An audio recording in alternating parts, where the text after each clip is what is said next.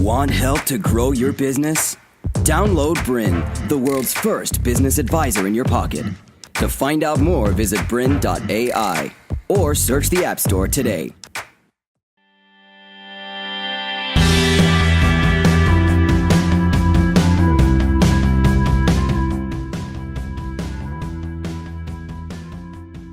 Hi, I'm Pip McKay and welcome to Evolve Now, where we look at the mindset and emotional intelligence that gives you success and happiness.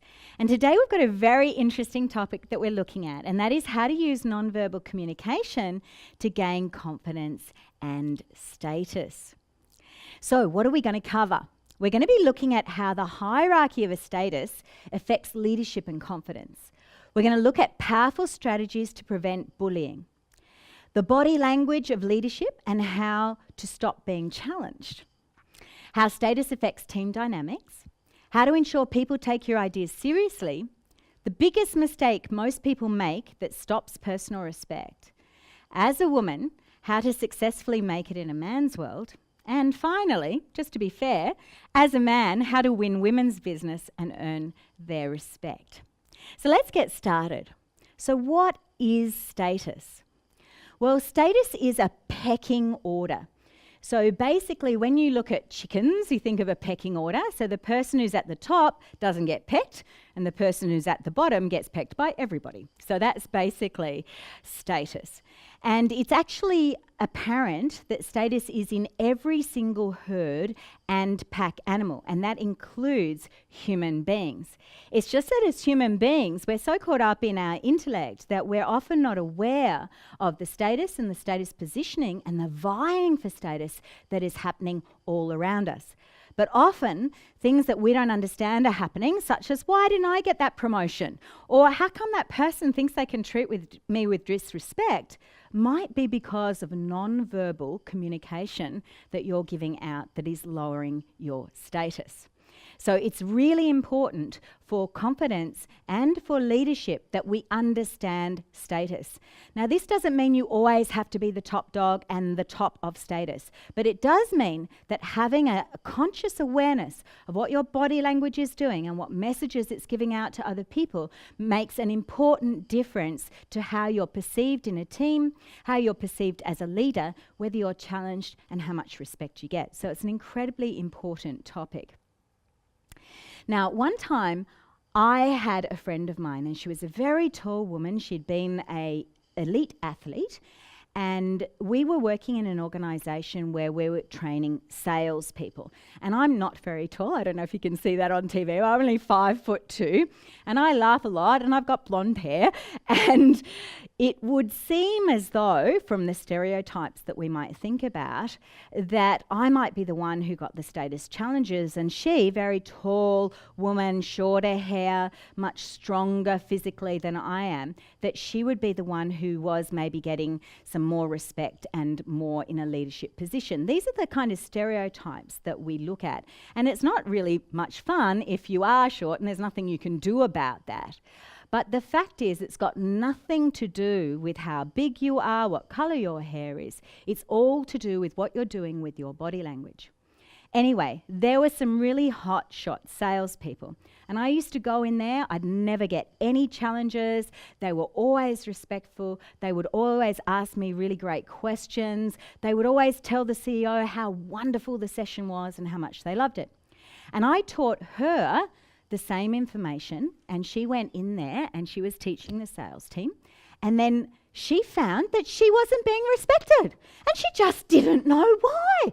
What's going on that they didn't respect her when she was talking and presenting the same information that I was?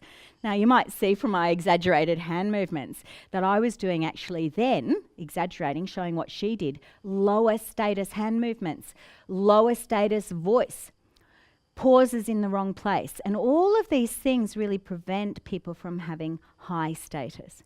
And there's very specific things you can do. And she came to me and she was like, Pip, what's going on? Why don't I have the same respect that you have? And I said, well, I'm going to let you in on some secrets. I'm going to teach you all about status. I'm going to teach you about hand gestures. And I'm going to demonstrate the gestures and the postures that allow you to have respect. And it's also got a great bonus because it allows you to be more confident as well. So let's look at what I taught her, and let's look at the non-verbal communication of leadership. So what we're going to cover is postures, gestures, tone of voice, pauses, and speech rhythm. And all of these indicate to others subconsciously whether they should respect you or not. So let's look at the 8 status positions. I'm going to start with the lowest status position. And if you're wondering where these come from, originally a long time ago, I was a drama teacher and an actor. And during that time, we learned a lot about status because there's a lot of ways that you need to look at status for character development. So is your character high status or low status? And in acting, we play a lot of different games around this. But it was mainly high status, low status, and medium status. And I found it fascinating. And I started to look at this and I started to develop it until I found an 8-step model. So let's start with the first step. Well, the 8th step, which is the outcast. So this is the lowest status person. And you have probably had one of these people at your school. You probably can't remember them, but you might remember that they were the people who were sort of outcasts. They were often playing by themselves. They often didn't look really very well cared for or well kept. And they have a body language which is like this. So basically what's happening is they've got their head down. They're protecting their vital organs. They're basically in fetal position but standing up. And they're trying to protect the front of themselves. They'll often be pigeon-toed, head down. And the way they talk, oh, don't come near me. Oh, no. Like this. So I'm just giving an example of it. The other thing they might do is whine. So they'll often say stuff like, it's just not fair, nobody wants to play with me. And they don't realise that their body language, the way that they're speaking, is actually saying to the herd, to the pack, don't come near me, I'm the outcast, I'm the lowest, I'm the loser. Now you might be thinking, oh well, this doesn't have anything to do with me. But it's really interesting what can happen. Because a lot of us sit hunched over a computer a lot, we can find that we get up from our desk and we're still all hunched over. And suddenly with our team, we're not being respected and we just don't know why. What happened? When we walked in, we were being respected. People responded to us and wanted to do what we asked them to do. And then all of a sudden, for no apparent reason at all, people aren't treating us with respect, or they feel like they can say something to us that they wouldn't want to normally. And this is very much this. Also have a think about it in terms of complaining. Now, high status people can complain, medium status people can complain, but it's the way you do the complaining. Are you whining without any indication of what somebody could do instead? When you start doing that, you indicate to your team that you are low status, you are the person who cannot come up with solutions, and that you are a whiner. Now, people might not know why they suddenly lost respect for you. They might just feel it. They just don't know why. It's just subconscious. They don't know what's going on. But this can be incredible in terms of what's going on. So next time you go to complain about someone, think about, am I just whining? Or am I wanting to give a solution? So you might complain about something, but then you might say to the person, what would be better is to do X, Y, Z.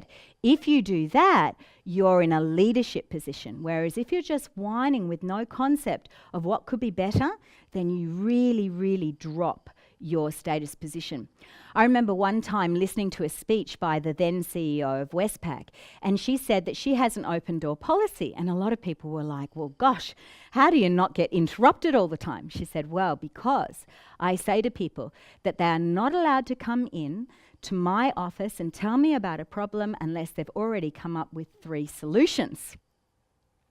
And she said that what that meant is she could have an open door policy and she almost never had anybody come there, because by the time they've come up with 3 solutions, they've solved the problem themselves. Sometimes at the beginning they would come in and want to run past those solutions with her to see which one was the best one, and she would always say, what do you think? And they would then choose one of them, and she'd say, well, you're the one at the coalface. I think that's probably going to be the best solution. And that way she trained and empowered her team to take on board situational leadership, rather than having a whole lot of people whining behind her back about things that no one could do anything about. So that's the outcast. So it's really important to be aware of that. Now the next one is 7, number 7. We're counting down. This is what I call the disappearer. This is a person who has no space. So what they do, imagine that your personal space is the size of a pea. So you're still hunched over and you're just walking like this, taking up no space whatsoever. All your energy is concentrated into just a little pea in your solar plexus, and you're basically disappearing. You might have remembered that there was that person was an outcast, though you might not know their name. But at school, the disappearing person is the person that you never even noticed was there. They might come up to you at the 10-year reunion and say something to you, and you're like, who was that person? And you can't even remember who they were. You don't even remember ever seeing them. So they take up absolutely no space at all. Their gestures tend to be nothing. They are as still as possible, and they're just very, very quiet. In terms of their language patterns, they tend to avoid engaging. So if there's an open question, they will never volunteer any information. If somebody asks them a question, they'll often say, I don't know, in order to avoid any of that interaction, because they just don't want to be there. They just want to disappear. Now, again, you might think, well, what's the point of knowing about this, the disappearer? Well, say you are about to give a presentation, but you remember there's something on stage that you need to get. You can maybe walk on stage as the disappearing person, pick up this, and go off the stage, and everybody will know that you are not on. That in that moment, you're almost like a stagehand, and they won't be taking any notice of you. Say you're presenting and it's a seminar and everybody always wants to come up and talk to you, but say you just need some time out, you need to eat your lunch in peace. Just draw your energy into the size of a pea and just disappear. It's incredible how people will suddenly not notice you. So this is a really interesting one. Now, it's also important that if you are looking for promotion, you can't be a disappearing person. You're going to have an opinion. You need to overcome any fears of whether people accept that opinion or not, and make sure you're not disappearing, because disappearing drops your status again. You might ask someone else what their opinion is, but that's still not disappearing. So be very careful of disappearing, not having opinion. You're better off to be controversial than to disappear. Now, the next one, status number 6, this is the giggler. So this is like this. So you can see that the giggler is a very low status position. And not only is the giggler low status, but the giggler is often bullied. So people who do very distracting hand movements, have their hands on their face, are constantly asking someone, oh, do I look all right? Did you think that was all right? In a very kind of low place. There are some people who will find that so annoying they just want to hit the person. Now that of course doesn't mean that anybody is ever justified in doing any form of violence or disrespect for another person, but often these people don't realise that they are actually giving out an indication of low status. Now what they'll often do is distract the space. So they'll often have a lot of very distracting hand movements. And when you have a lot of distracting hand movements, that really lowers your status. And then if you have middle pauses, so, I don't, hang on a minute, maybe not, what do you think? Oh, yeah. When you've got all these pauses in between your sentences, then that describes a lower status. The other things these people will do is they'll have inflections up at the end of sentences when there isn't a question.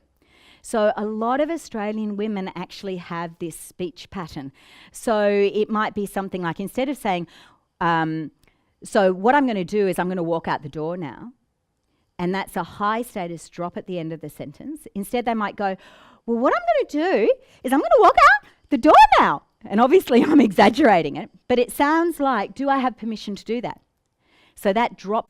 To continue enjoying this presentation, download Bryn, the world's first business advisor in your pocket. To find out more, visit bryn.ai or search the App Store today.